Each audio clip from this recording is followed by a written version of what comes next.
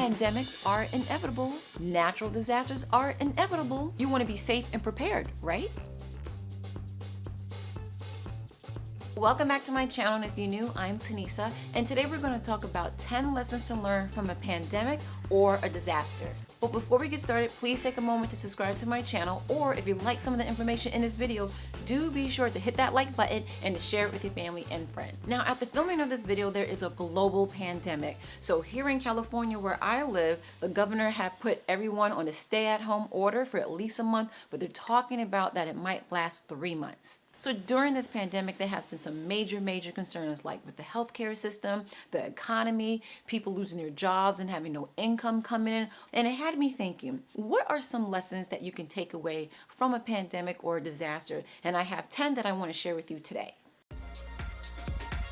So the first lesson that we can take away from this pandemic is that it's an absolute must. Moving forward, if you're watching this post-pandemic, is that you must have an emergency fund. No exceptions. That, I will have to say, is the main lesson from this pandemic. There is absolutely no excuses why you don't have an emergency fund. So you may be wondering exactly how much money you need to have for an emergency fund. I already did a video about that, so do be sure to check that out. But at the minimum, you should have at least $1,000. Now, in a situation like this with the pandemic that we're going through, they're talking about lockdown lasting for at least 3 months, and $1,000 is not going to last that long. But it is great initially to cover your rent, to help pay for bills, some utilities, food, for example, but it's really not going to last long. So ideally, people should have at least 3 months living expenses to cover like a major job loss or a sickness. Or now, of course, famed financial advisor Suze Orman says you should save up 9 months worth of living expenses because that's the average time it takes to find a job.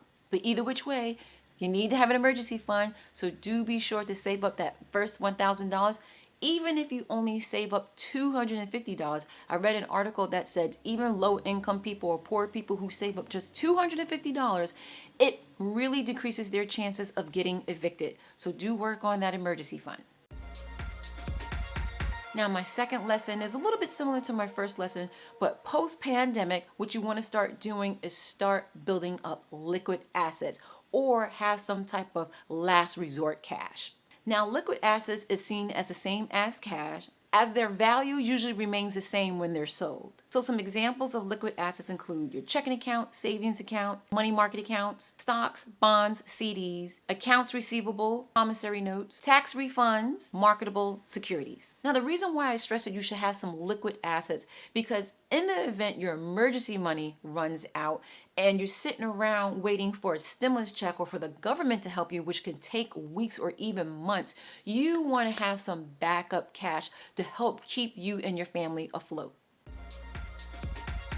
Now, your last resort cash should be your retirement fund or your cash value life insurance policies. No, it's not a good idea to tap into your retirement fund or to cash out on your life insurance policy, but this pandemic right now is so serious that the government has waived the penalties for people to tap into the retirement fund, where people can withdraw up to $100,000 and pay it back within about 3 years. Again, last resort cash. So the third lesson to learn from this pandemic is to start stocking up on food. I am not gonna lie, I was one of those panic shoppers. Our roommate was one of those panic shoppers. My twin sister and her roommate was one of those panic shoppers. Sorry. So some items like canned food, frozen vegetables and fruits, frozen meats, pasta, rice, soup, oatmeal, water, canned fish, peanut butter, granola bars, things like that. You want to start stocking up on food. Either you spend an extra $5 or even an extra $20 every time you go grocery shopping. Start buying some extra food to keep in your cupboard, because you never know when an emergency is going to happen. So next time there is an emergency or a pandemic, you don't have to be one of those people who frantically rush out to the supermarket and start buying everything off the shelf.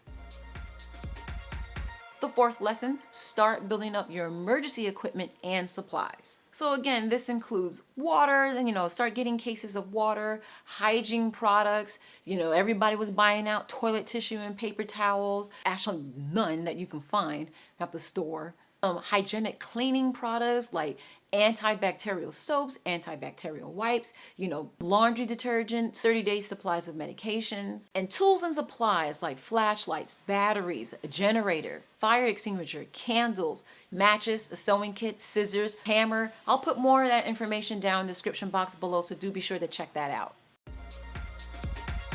Number 5, you need to have an emergency kit. Now, I'll admit, I did not have an emergency kit until this past summer when we had that huge earthquake on July 4th. As a matter of fact, we had like 5 of them in a row.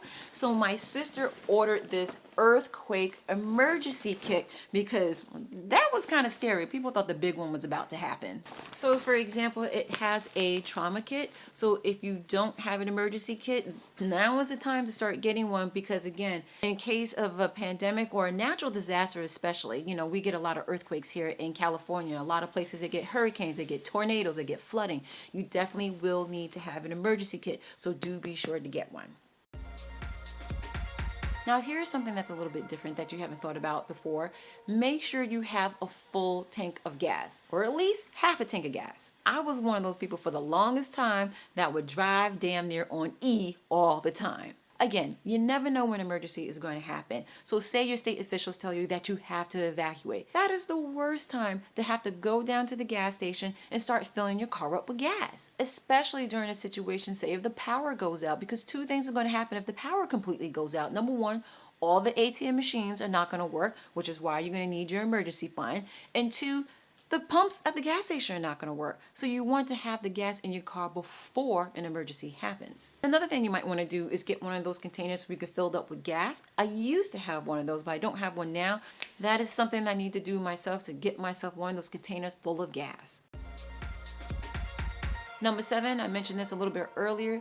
Think about getting a life insurance policy, especially if you have people who depend on your income. A loss of your income will deeply burden your family in the event you pass away due to a pandemic or to a natural disaster. So really think about getting a policy, or even a final expense or burial policy. Number 8, now this is something I never thought about before until I start doing some research so I can do this video, is to have an evacuation plan. This is really important. Say you get separated from your family. Where are you going to meet up? At a relative's house? At a local hospital? At that cabin you and your family rent every summer? It really is a good idea to have some type of evacuation plan so you can reunite with your family in case you guys get separated. Again, if state officials tell people that they need to evacuate, where are you going to go? So do have some form of evacuation plan. That is something that I need to talk with my family after this video. Number 9, do be sure you have your important documents in order. Now, during this pandemic, they were talking about issuing people a stimulus check. And the way they wanted to disperse this money was to have it directly deposited in your bank account. However, so many people were scrambling because a lot of people, millions of people, did not file their 2018 or 2019 taxes. And that's what the government was going on as far as having people's banking information. I was one of those people scrambling. So I had to quickly get all my paperwork together so I can file my 2019 taxes so I can qualify in receiving a stimulus check. But I read an article that said that about 10 million people are not going to be able to receive a stimulus check because they typically do not file taxes, particularly among poor and low income people. So do be sure you have your important documents in order. So some other examples, make sure you have your social security card, your birth certificate, your driver's license, passport, marriage certificate, banking information, wills, trusts, insurance policies. Again, I'll have some more information in the description box below. And lastly, number 10, take guidance warnings seriously. So for example, during this pandemic, they were really stressing for people to stay 6 feet away from each other to practice social distancing. Why? Because COVID-19 became airborne. Another example are the stay-at-home orders. Many states in the United States, as well as in other countries, that were telling people to stay at home. Don't go out. No.